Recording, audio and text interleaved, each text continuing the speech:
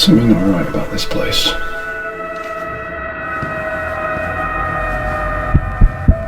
4 bowls.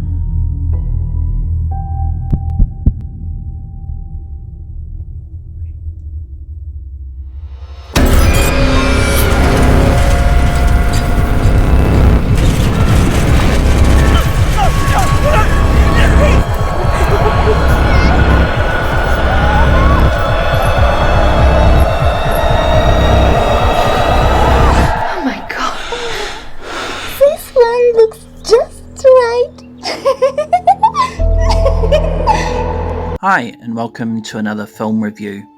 This time I'll be discussing the 2024 horror film Goldilocks and the Three Bears, Death and Porridge, which is directed, produced, written by and stars Craig Rees. The premise involves 5 people: Simon, George, Kelly, Jess and Nicole, who head to a remote country house for a birthday getaway. However, they accidentally are sent to the wrong address. Instead of leaving, they decide to spend the night after breaking into the house, only to find themselves stalked by 4 masked killers based on Goldilocks and the Three Bears. I came across this on Prime Video after watching other horror films that have turned fairy tales and children's stories into slasher movies such as Winnie the Pooh, Blood and Honey, Jack and Jill, Alice in Terrorland and Screamboat. Unfortunately, in my opinion, Goldilocks and the Three Bears, Death and Porridge was absolute garbage. At only 82 minutes, it somehow felt much longer, and I genuinely struggled to find many positives. The biggest problem for me was the writing. Right from the beginning, the characters make decisions that simply don't make any sense. If you arrive at the wrong house in the middle of nowhere, most people would either wait in the car or drive home. Instead, they decide to break into someone else's property and stay the night. The characters themselves are also very bland. We learn very little about them beyond 1 or 2 personality traits, and because of that, I never became invested in what happened to any of them. Their friendships don't feel believable, the dialogue often sounds wooden, and the acting doesn't do much to make these relationships convincing. The film also tries too hard to remind you it's based on the Goldilocks fairy tale. We get obvious references like, "This bed is just right," "My porridge is too hot," and "Who's been eating my porridge?" Rather than feeling clever, these moments just come across as forced. Another issue is the pacing. For a slasher film, very little actually happens for long stretches. We spend a lot of time watching the characters wander around the house, answer strange phone calls, or explore the property, but there isn't much tension or suspense.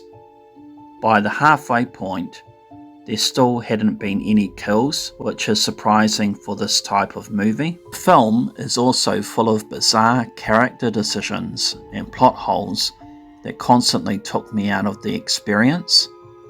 Jazz stops to meditate instead of immediately getting help for Simon. George randomly starts taking Nicole's prescription medication, and Simon somehow goes from being bedridden after eating poisoned porridge to driving a car without any real explanation. There are so many moments like this that I eventually stopped trying to make sense of the story. The final act doesn't improve things either. Characters suddenly disappear, others are captured off screen, and several scenes feel rushed or confusing.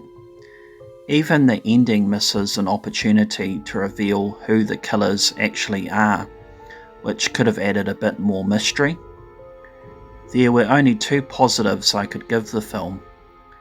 Some of the practical gore effects were actually pretty well done.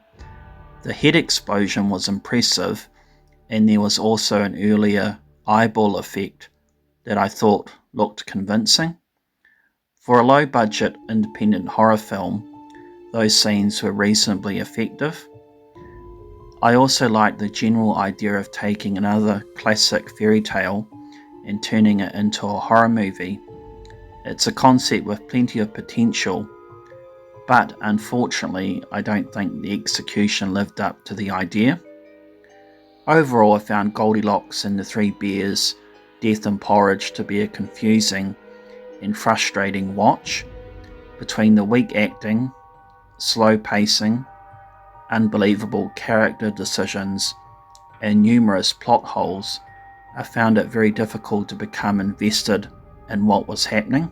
I know making an independent feature film isn't easy, and I respect the effort that goes into completing a movie.